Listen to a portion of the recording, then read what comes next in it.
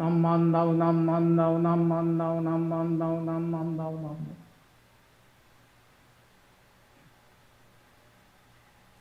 Would you please join me in Gassho?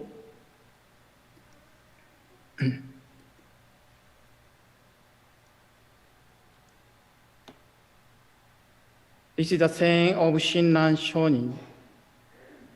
Who is a foolish being full of blind passions? In this fleeting world, this burning house, all matters, without exception, are empty and false, totally without truth and sincerity. The Nembutsu alone is true and real. Namo Amitabha, Nam Mandab, Nam Mandab, Nam Mandab, Nam Mandab. Good morning, everyone. Thank you very much for inviting me to your Obon Dharma service this morning. I'd like to express my sincere appreciation and gratitude to Wandra Sensei, John Sensei, and all of you who made it possible for us to hear the teaching of Amida Buddha's primal vow through this precious opportunity. It's already Obon, July. The term Obon is an abbreviation of the Japanese Buddhist term Urabon, which is a Japanese transliteration of the Sanskrit word Urambana. Urambana means hanging upside down, expressing a state of suffering and affliction caused by greed, one of three poisons in our defiled minds. When I was a child, I heard a story about the defiled land and the pure land. The defiled land we live in is called Edo in Japanese, or defiled land, which means the world of suffering, the realm of samsara. As you may know, Shinran Shonin expressed our teaching as Jodo Shinshu, which means the true essence of the Pure Land way of enlightenment, or the true teaching of the Pure Land way of enlightenment. Shinran Shonin expressed the word of enlightenment as Jodo in Japanese, which means pure land, where the defiled passions do not exist at all. And I now would like to share the story I heard when I was a child. One day, a man went to see hell, the lowest world of suffering, and pure land, the world of enlightenment. And first, when the man visited hell, it was just time to eat meals. People who have fallen into hell were sitting on the round table. When the man looked into the table to see how terrible the food in hell would be, he was very surprised to find very gorgeous and delicious meals on the table. However, when he looked at the people who were seated at their tables, they were all skinny. When the man looked more carefully at the people on the table, each of them had long chopsticks about 3 feet in their hands. Since the chopsticks were too long, they couldn't carry meals to their mouths. And he saw that people in hell were constantly fighting or stealing food from their neighbors and still being unable to eat and getting angry. Next, the man looked into the pure land. it was also just meal time, and gorgeous and delicious meals were the same as served in the hell. Moreover, the chopsticks were long about 3 feet, the same as used in hell. They began to feed meals each other with their long chopsticks, saying, "Please eat, please, please eat." The person who was fed the meal was very grateful and fed the meal to another person. Everyone enjoyed the meals and was satisfied and thanked each other. And no one was fighting like the people in hell. And this is a story I heard when I was a child. As I mentioned in this story, people in hell were all skinny. In Japanese, it is said gari gari. Gari gari is a word that indicates a state of being thin and skinny. During the Obon season, we often hear the story of Mogarana's mother, who was greedy and jealous of others, has fallen into the realm of hungry spirit after life. When the mother became thirsty and hungry and tried to drink water or eat food, the food and drink immediately turned into a fire, so she couldn't eat and drink anything at all. And because of this reason, those who are in the realm are all thin and skinny, with only bones and skin. The gari-gari person needs to eat and take nutrition. The word gari-gari is also used in Buddhism.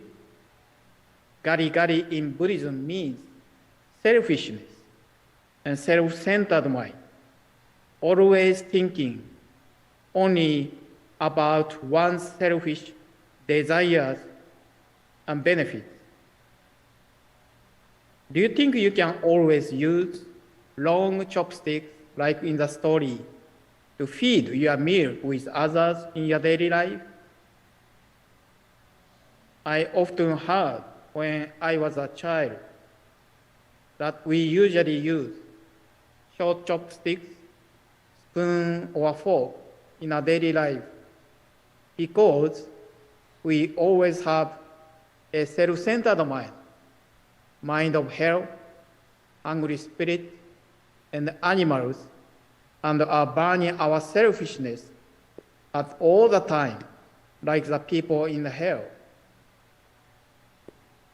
On the other hand, people in Pure Land are not only pursuing their benefits, but also others.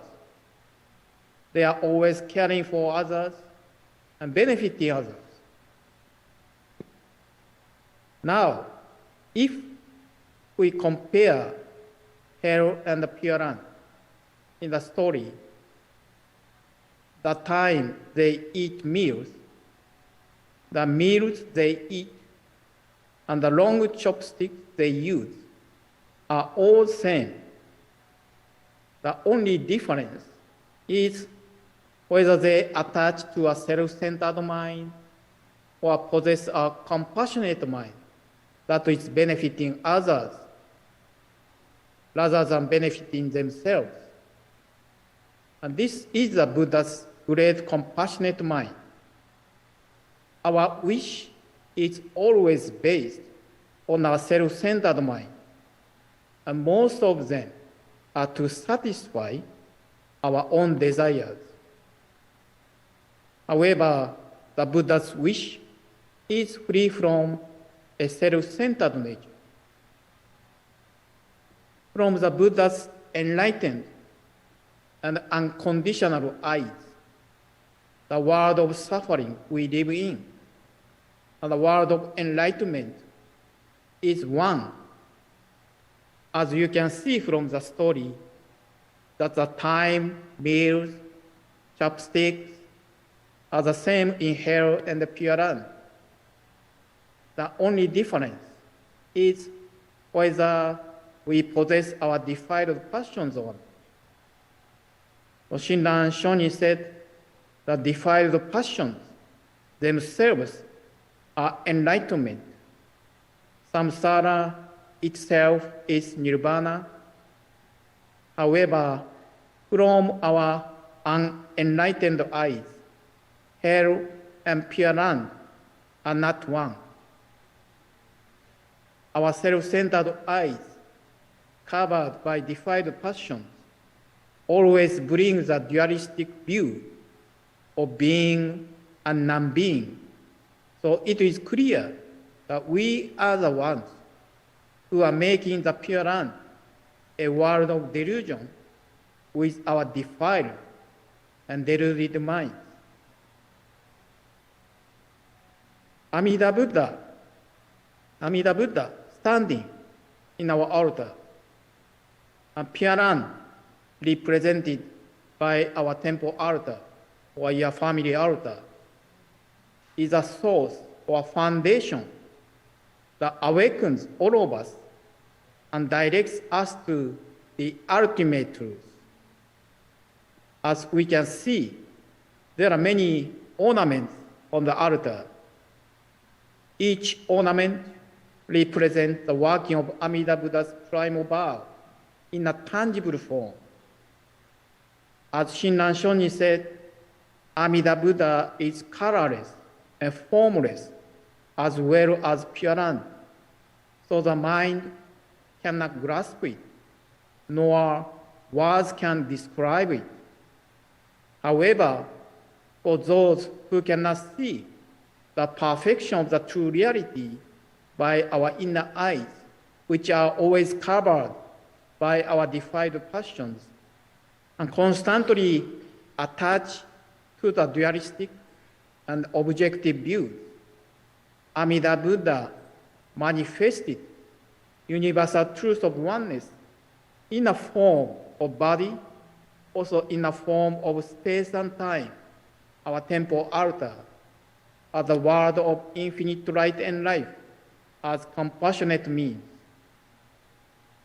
Amida Buddha and Pure Land also reveal the working in the form of the name Namo Amida Butsu, and Namo Amida Butsu embody perfect wisdom and great compassion of the Buddha, breaks through our ignorance and enable us to attain birth in the Pure Land.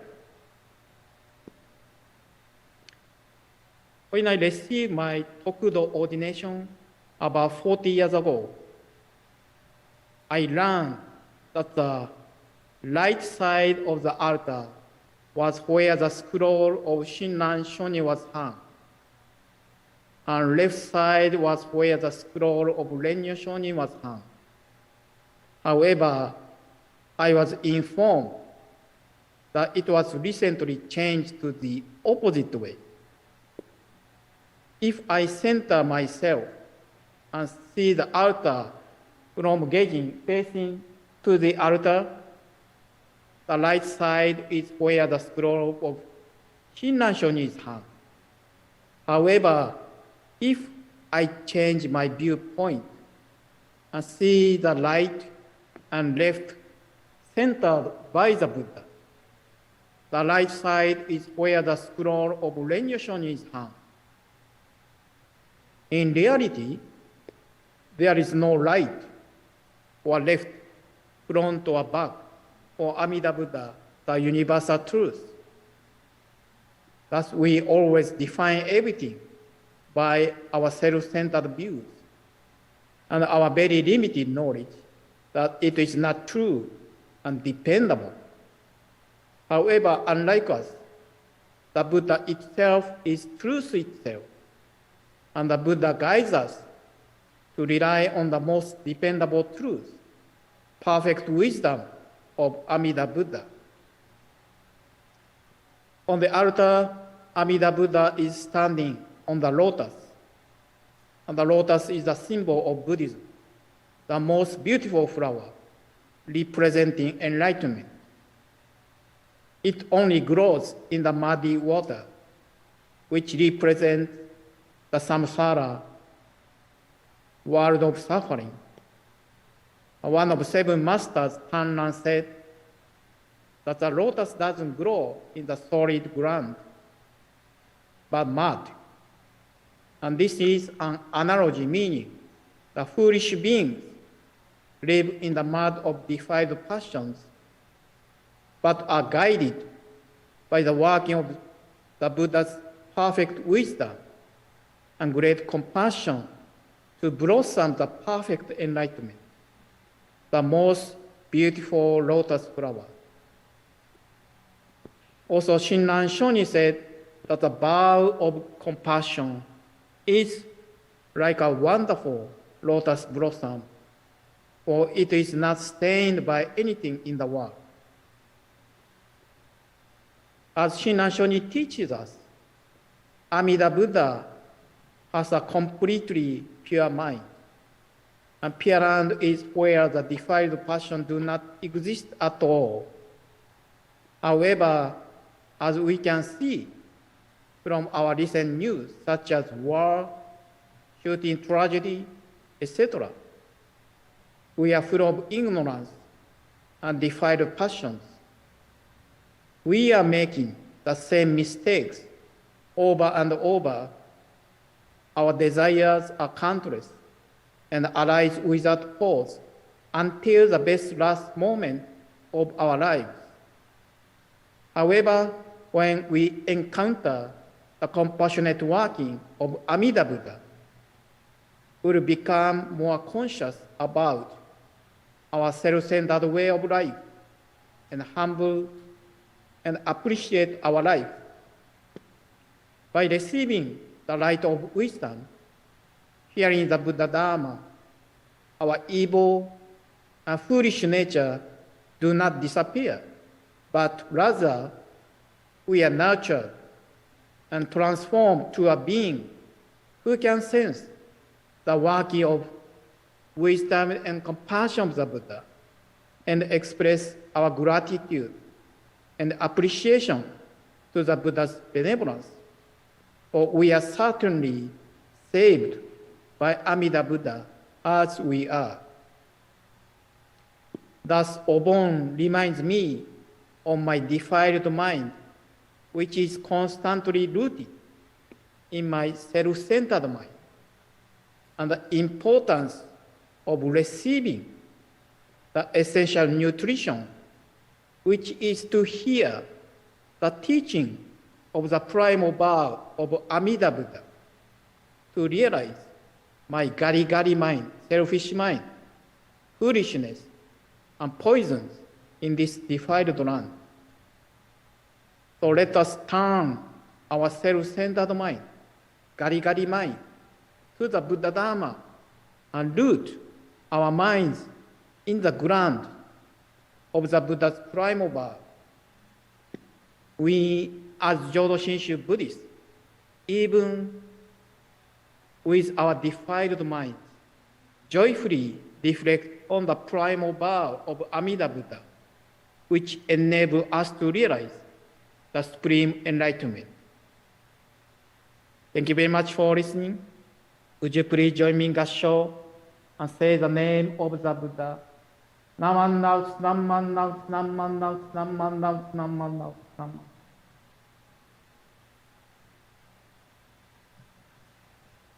Thank you very much.